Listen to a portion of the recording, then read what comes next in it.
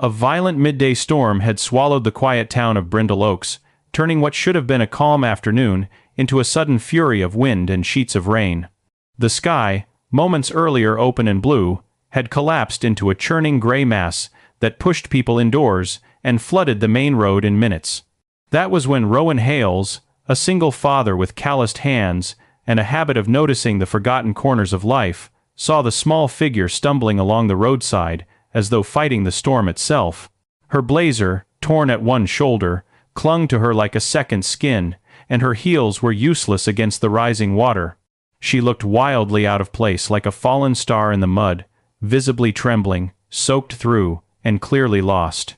Rowan had no plan to get involved, but something about the desperation in her eyes, the way she looked like someone who had run a long, long way from something unseen, pulled him forward without a second thought.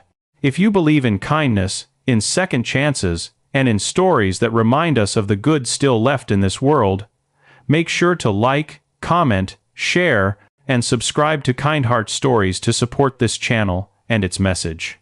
Rowan guided the woman into his truck, shielding her with his jacket as the storm roared behind them. His daughter, a gentle and observant 8-year-old named Mira, leaned forward in her seat with wide eyes, fascinated by the unexpected visitor. The woman's fingers shook relentlessly as she clutched the worn blanket Rowan handed her. He didn't ask questions at first. Rescuing people wasn't about interrogating them, especially not when their fear hung around them like a shadow. But as he pulled into his modest driveway, a sun-washed little farmhouse, usually warmed by the smell of Mira's lavender candles, Rowan felt a growing sense that this stranger's arrival was more than circumstance. It was something like fate, threading its way through an ordinary day. Inside the house, the storm became a distant drum above the old tin roof. The woman sat stiffly on the couch, as if unused to being taken care of. Her name, she eventually murmured, was Saren Vale. The moment she spoke it, Rowan felt something shift. That name wasn't common. It felt heavy with status, with recognition. Only later, much later, would he learn that she was the CEO of Vale Industries, one of the largest wellness conglomerates in the state, a woman whose face had been on magazine covers and financial programs. But in his living room, she wasn't a titan of industry. She was simply a woman who looked exhausted down to her bones, as though the world had wrung her out, one demand at a time.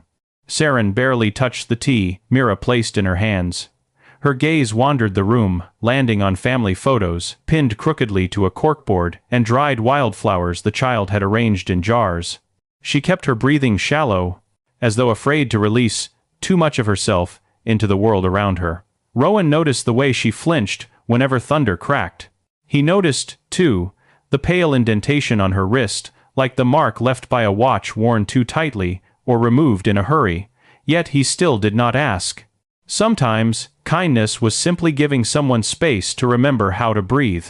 Over the next hour, the storm outside intensified, knocking out power and drowning the yard in a slick of silver water. Rowan lit lanterns, their warm glow painting the room in gentle gold tones that softened the sharp lines of Saren's posture. Mira curled up at the edge of the couch, quietly drawing pictures of the storm. And slowly, very slowly, the tension in Saren's shoulders unwound by a fraction. She watched the child color with a faint expression. Rowan couldn't place something like longing wrapped in loss, like someone remembering a world they never had the chance to hold. As the afternoon stretched on, Rowan made soup from scratch, chopping vegetables with the easy rhythm of a man who knew how to create comfort out of very little. Saren watched him, sometimes averting her eyes when he caught her. There was a fragility in her, but also a restrained strength, like a pillar that had been carrying too much weight for too long. He had seen that look before, on workers at the mill, after long shifts, on neighbors who didn't talk about the burdens they carried, on himself during the lonely nights after Mira's mother passed. People wore their pain differently, but its shape was always familiar. When Saren finally spoke more than a sentence, her words came out haltingly, tangled in exhaustion. She explained that her car had broken down miles back. She had been on her way to a meeting in another city when she veered off the highway looking for help, only to be swallowed by the storm. It wasn't the whole truth. Rowan sensed that immediately. Her voice shook in places that didn't match the story's edges. But he didn't push. trust was a fragile seed. It grew only when allowed to rest in warmth. Mira, clever in the way children often are, asked why Saren looked sad even when she smiled. The question hung in the air like a soft bell. Saren blinked rapidly, her composure cracking slightly, but she answered gently that sometimes adults carry sad things they haven't learned how to put down yet. Mira nodded with the solemn understanding of someone who had seen her own father grieve, and she went back to her drawing. That was the moment Rowan noticed something unexpected flicker across Saren's face, something like admiration, or maybe envy, at the quiet strength woven through his little family. It was only once Mira had fallen asleep in her small, cozy room and the house grew quiet, except for the steady patter of rain, that Saren finally began to unravel.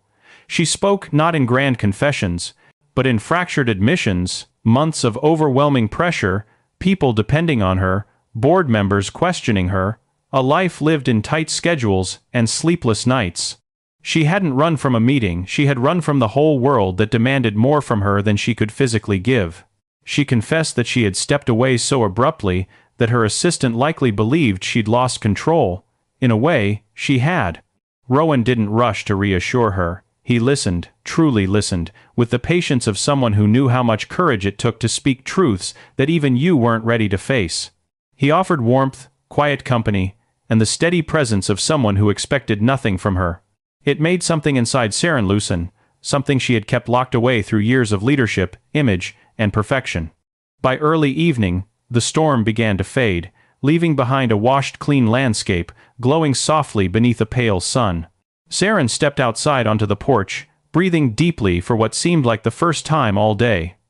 Rowan joined her, leaning against the railing. The world felt freshly reset, as if offering second chances to anyone willing to accept them.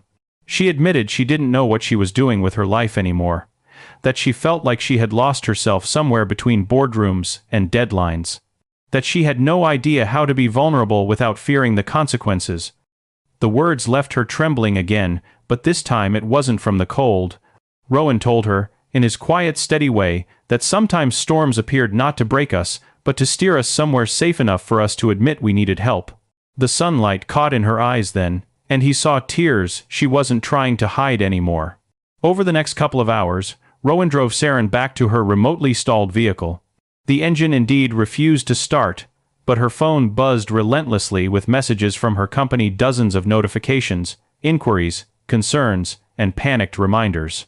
She stared at the screen as though it was a window into the very life that had drained her.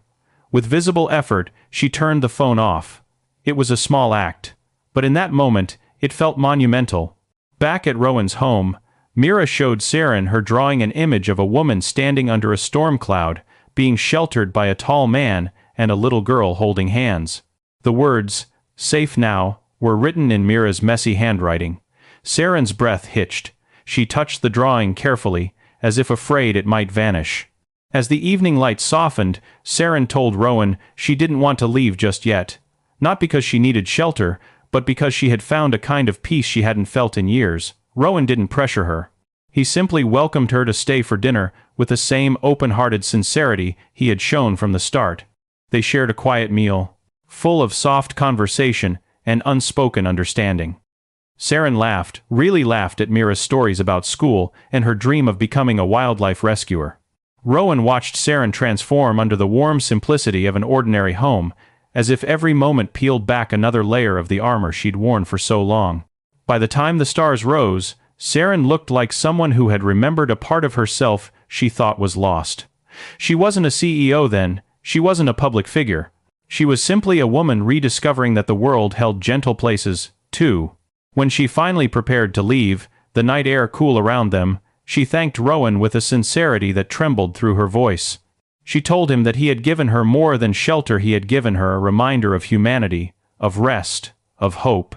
She promised she would come back, not because she had to, but because she wanted to. Rowan didn't say it aloud, but he hoped she would too. Before she stepped into the car of the assistant who had come to pick her up, Saren knelt to hug Mira. The child wrapped her small arms around her without hesitation, telling her softly to come back when your heart feels heavy again. Saren nodded, eyes shining under the porch light. And as her car pulled away, Rowan felt a quiet certainty settle in him. That storm had carried something unexpected into his life, someone unexpected, someone who needed a safe harbor just as much as he once had. And though she had left, the feeling lingered, like the echo of sunlight after rain, a beginning rather than an end. If this story touched your heart, if it reminded you of the power of kindness, healing, and second chances, please like, comment, share, and subscribe to Kind Heart Stories to help more people feel these emotions too. Special request: comment below with the words, "Hope finds a way," so we know you made it to the end of this story.